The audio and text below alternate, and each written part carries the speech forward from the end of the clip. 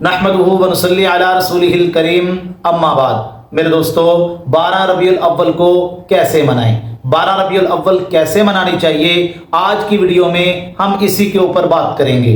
यकीनन 12 रबीउल अव्वल का दिन मेरे और आपके प्यारे महबूब आमिना के दुर्रे यतीम सैयदुल कौनैन रसूलुल्लाह सल्लल्लाहु अलैहि वसल्लम की विलादत बासआदत का दिन है।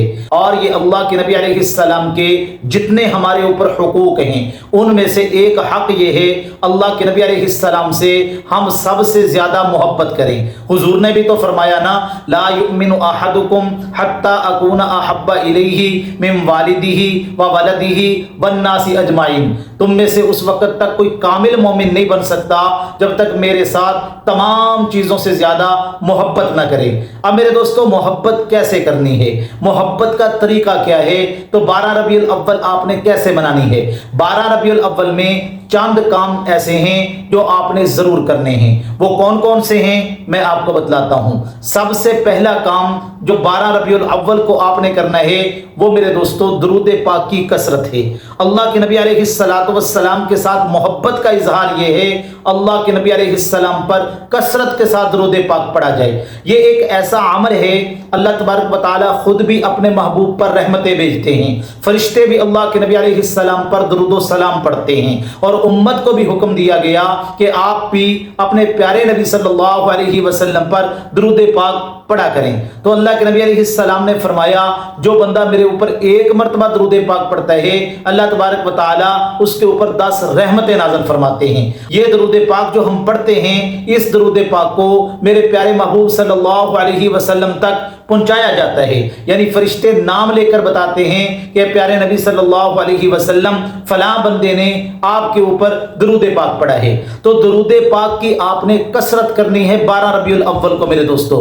जितना हो सके अल्लाह के नबी अलैहिस्सलाम पर आप दुरूद पाक पढ़ें। अब आपने पढ़ना कौन सा है दुरूद पाक, आप कोई सा दुरूद पाक भी पढ़ सकते हैं, लेकिन एक मखसूस दुरूद पाक मैं आपको बतलाऊंगा। आखिर के अंदर आप उसको पढ़ेंगे तो आपको इंतहाई ज्यादा फायदा होगा। दूसरा काम आपने ये करना है, नफली इबादत को कसरत के साथ करना है।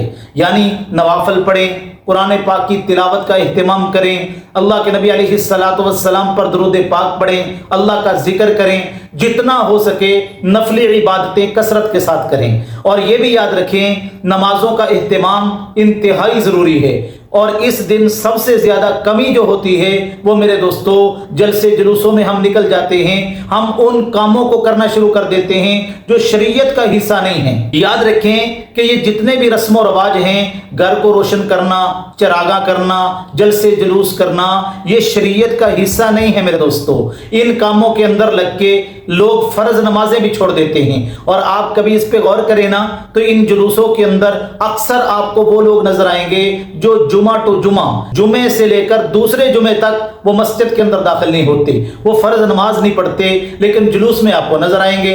और अल्लाह के नबी अलैहिस्सलाम ने फरमाया, जुइलत कुर्रतुम फी ऐनिस सलाह, मेरी आंखों की ठंडक अल्लाह ने नमाज में रख दी है। अब आप अंदाजा लगाएं, अगर आप नफली इबादत करेंगे, नवाफल पढ़ेंगे, नमाजों का इह्तिमाम करेंगे, अल्लाह के नबी अलैहिस्सलाम की आंखें इस अमल से ज्यादा खुश होंगी या जो आप कर रहे हैं उससे ज्यादा खुश होंगी। और दूसरी बात इसमें यह है कि हम जो झंडियां लगाते हैं उनके ऊपर अल्लाह के नबी अलैहिस्सलाम का रोजा मुबारक बना होता है।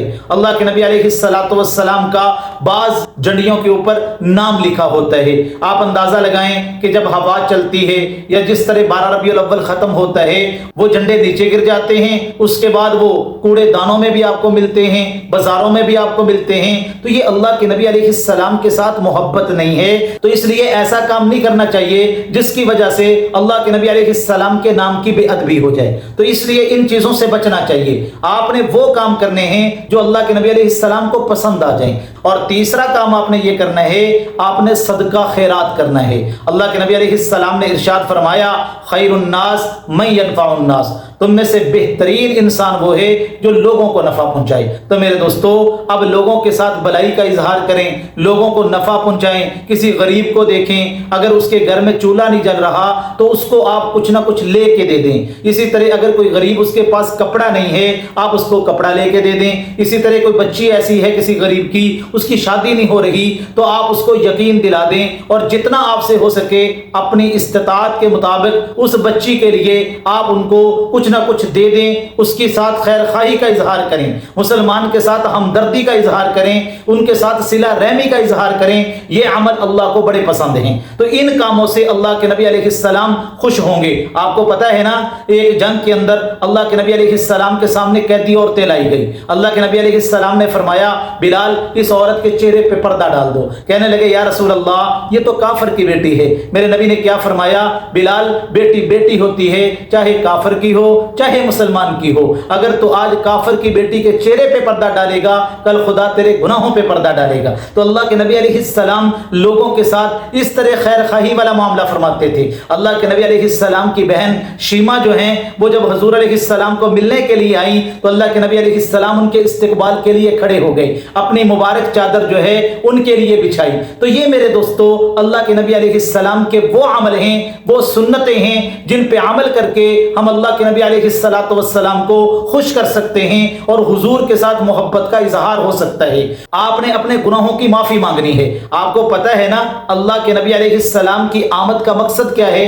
جب حضور دنیا میں تشریف لائے کفر و شرک جو تھا اس کے اندھیرے چھٹ گئے، وہ ختم ہو گیا۔ اللہ کے نبی آئے، روشنی آ گئی، اندھیرے ختم ہو گئے۔ تو اللہ کے نبی علیہ السلام جب دنیا میں آئے برائیاں ختم ہو گئی۔ تو میں اپنے سر کے بال سے لے کے پاؤں کے ناخن تک آج کے دن دیکھوں کہ میرے اندر کون کون سی برائیاں ہیں، اور میں آج کے دن تہیہ کروں، عہد کروں، نہیں جتنی بھی میرے اندر برائیاں ہیں میں ان برائیوں کو ختم کروں گا۔ میں اللہ کے نبی علیہ السلام کی من چاہی زندگی جو ہے اس کو گزاروں گا۔ میں اللہ کے نبی کی ان سنتوں پہ عمل کروں گا جن پر چلنے سے اللہ کے نبی خوش ہوتے ہیں۔ تو میرے دوستو یہ رسم و رواج، ان بدعات سے آپ دور رہیں۔ بدعت کے اندر سب سے بڑا نقصان یہ ہوتا ہے کہ جب بندہ بدعت میں لگتا ہے تو سنت کی اہمیت اس کے دل سے نکل جاتی ہے۔ میں آپ کو ایک مثال دیتا ہوں تاکہ بات آپ کو سمجھ آ جائے۔ دیکھیں جنازہ پڑھنا کتنا اہم کام ہے، جنازہ پڑھنے کی کتنی بڑی فضیلت ہے۔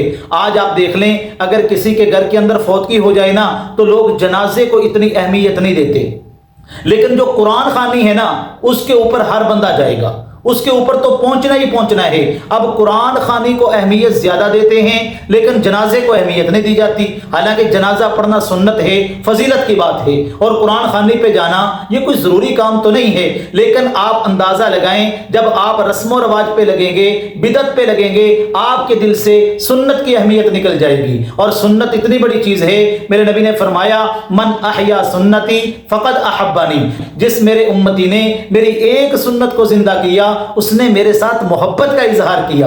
اللہ کے نبی سنت پہ چلنے پر محبت کا سرٹیفکیٹ اس کو عطا فرما رہے ہیں، یعنی جو میرا امتی میری سنتوں پہ عمل کرتے ہیں حقیقی معنوں میں یہی میرے ساتھ محبت کرنے والا ہے۔ اور آگے کیا فرمایا؟ ومن احبنی کان معی فی الجنہ، اور جس میرے امتی نے میرے ساتھ حقیقی معنوں میں محبت کی وہ جنت میں میرے ساتھ ہوگا۔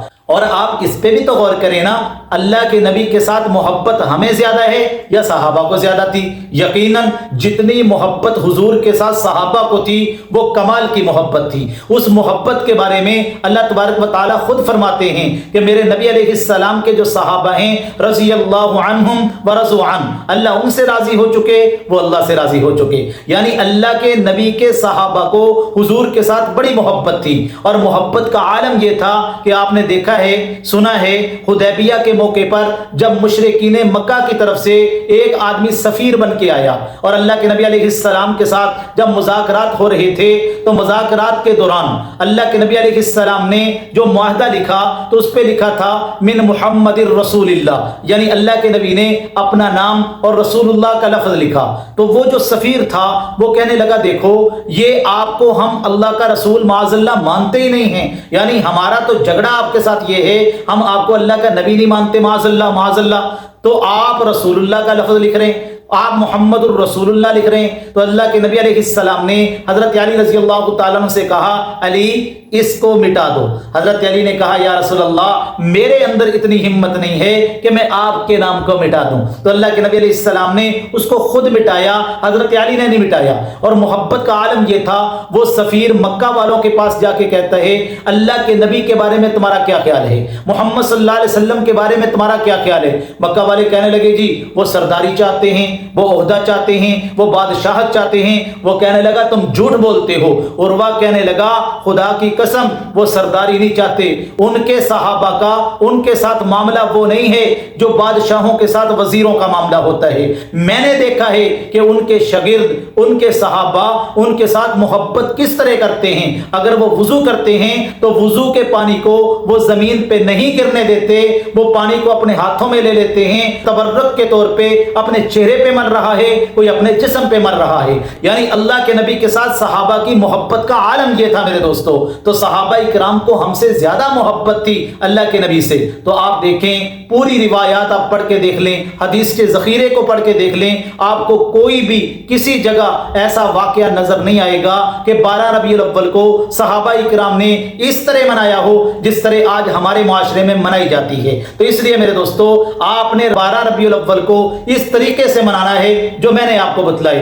یہ کام اگر آپ کریں گے حقیقی معنوں میں انشاءاللہ آپ کو اس کا فائدہ بھی ہوگا اور اللہ کے نبی علیہ السلام کے ساتھ محبت کا اظہار بھی ہوگا اور اللہ کے نبی آپ کے ان اعمال سے خوش بھی ہوں گے۔ اب آپ نے درود پاک کون سا پڑھنا ہے؟ آپ کوئی بھی درود پاک پڑھ لیں۔ اللہ کے نبی علیہ السلام 12 ربیع الاول کو پیر والے دن صبح صادق کے وقت دنیا کے اندر تشریف لائے۔ اب صبح صادق کا وقت کون سا ہوتا ہے؟ سحر کا وقت، یعنی 4:30 بجے سے لے کے 5 بجے کے درمیان کا جو وقت ہے، اس وقت میرے اور آپ کے پیارے محبوب صلی اللہ علیہ وسلم دنیا کے اندر تشریف لائے۔ اللہ کے نبی علیہ السلام کی آمد کا، ولادت با سعادت کا یہ مبارک وقت تھا۔ تو آپ نے کوشش کرنی ہے کہ سحری کے وقت اٹھ کے آپ یہ درود پاک پڑھیں، جزا اللہ عنا محمدا ما هو اہلہ۔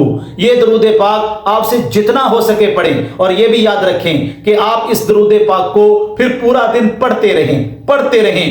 جب بھی آپ کو موقع ملے آپ درود پاک پڑھیں، پھر اس کو بند نہ کریں۔ یعنی 12 ربیع الاول چلا جائے اور آپ کہیں کہ اب میرا درود پاک کمپلیٹ ہو گیا، مکمل ہو گیا، نہیں میرے دوستو، اب پھر اس کی آپ نے عادت بنا لینی ہے۔